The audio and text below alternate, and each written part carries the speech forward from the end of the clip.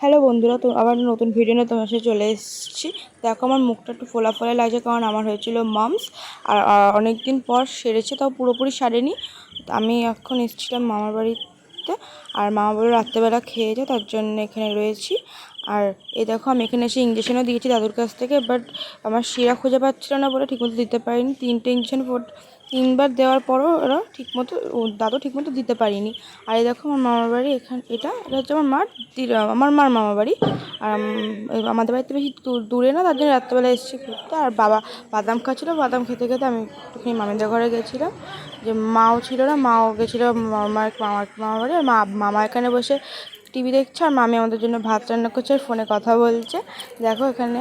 আর আমি এটা একটু দেখেই ঘর থেকে বেরিয়ে গেলাম, গিয়ে আবার একটু বাদামটা খেতে খেতে রাস্তায় চলে এসেছি দেখতে।